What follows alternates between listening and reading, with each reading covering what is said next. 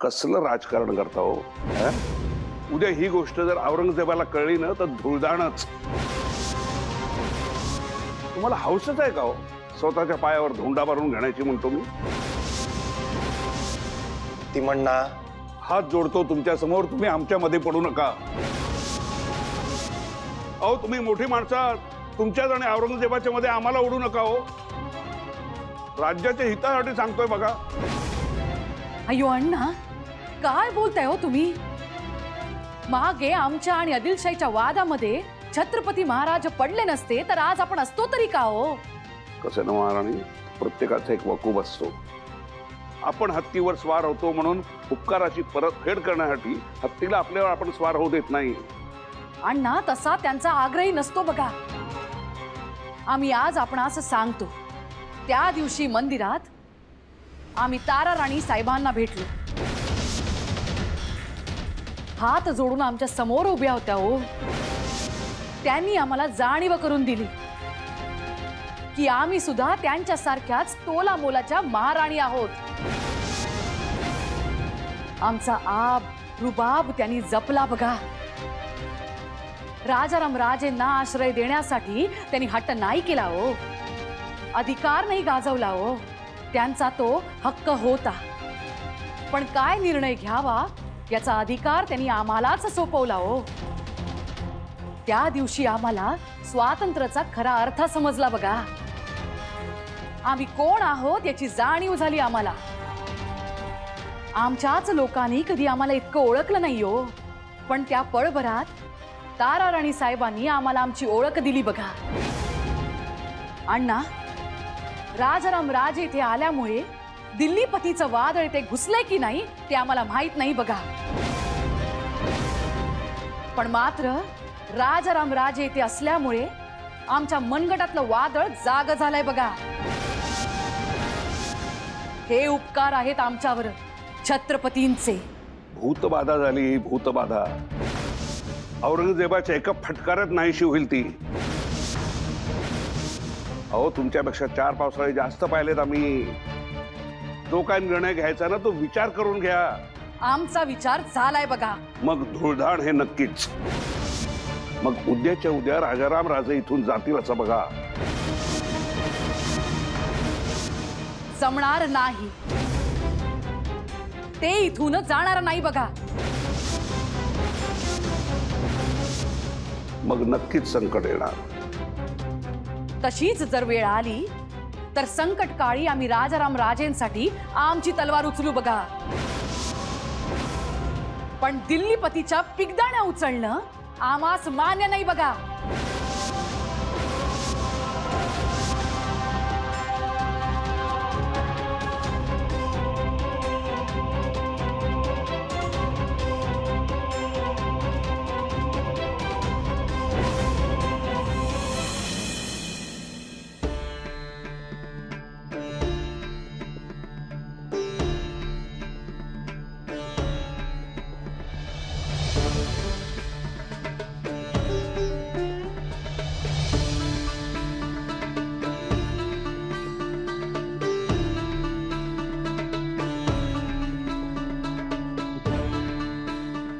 राणी साहेब, थाळा घेतला नाही अजून? गरम करून आणू का पुण्यांदा?